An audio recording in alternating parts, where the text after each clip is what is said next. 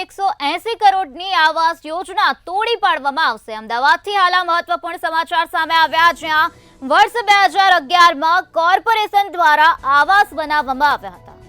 Draw કરવામાં ન આવતા મકાનો હાડપિંજર બન્યા। અસામાજિક તત્વોએ આવાસની તમામ વસ્તુઓ વેચી નાખી છે। લોખંડના સળિયા કાઢવા માટે સ્લેબ પણ તોડવાનું શરૂ કરવામાં આવ્યું છે। આટલા વર્ષ ડ્રો વગરના મકાનો પડી રહ્યા હતા, ત્યારે રિવરફ્રન્ટ બહારના લોકો માટે આવાસ યોજનાનું આયોજન કરવામાં આવ્યું હતું। સ્ટેન્ડિંગ કમિટીમાં મકાનો તોડવાનો નિર્ણય લેવામાં આવ્યો છે સ્ટેન્ડિંગ કમિટી દ્વારા। ત્યારે આટલા વર્ષ સુધી ડ્રો વગરના મકાનો પડી રહ્યા હતા। રિવરફ્રન્ટ બહારના લોકો માટે આ પ્રકારે આવાસ યોજનાનું આયોજન કરવામાં આવ્યું હતું। તો અસામાજિક તત્વોએ આવાસની તમામ વસ્તુઓ વેચી નાખી હોવાની વિગતો પણ અત્યારે સામે આવી છે।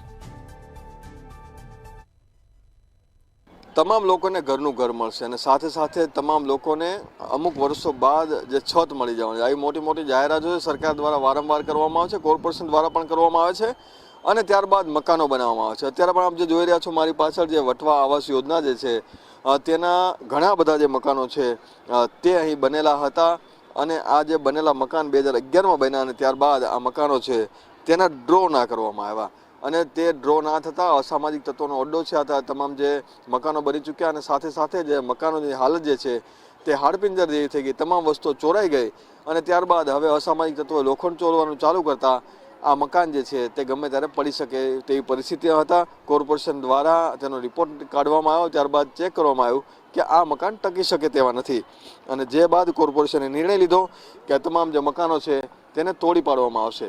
ત્યારે આ જે નિર્ણય જે છે કેટલા અંશે યોગ્ય કહેવાય, કારણ કે જે લોકોનું જે પ્રજાના ટેક્સના પૈસાનું પાણી થઈ રહ્યું છે, 180 કરોડ રૂપિયા જેટલો જે નુકસાન જે છે તે પ્રજાના ટેક્સના પૈસાના હતા। અચાનક નિર્ણય લીધો અને અચાનક નિર્ણયની સાથે સાથે જ જે લોકો અહીં આવવાના હતા, જેમના માટે આવાસ બનાવ્યા હતા, તેની સાથે પણ ક્યાંક ને ક્યાંક છેતરપિંડી થઈ હોય તેવું લાગી રહ્યું છે।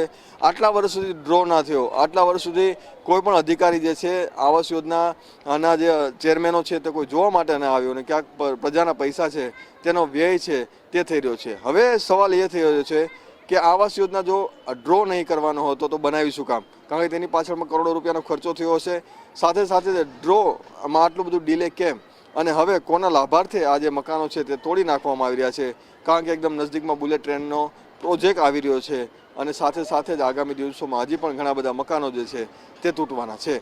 ત્યારે આ પ્રજાના પૈસાનું જે પાણી જે છે કોર્પોરેશન કરી રહ્યું છે તે કેટલા અંશે યોગ્ય કહેવાય। કેમેરામેન કેતન શ્રીમાળી સાથે મેહી દુધરેજા, મંતવ્ય ન્યૂઝ, અમદાવાદ।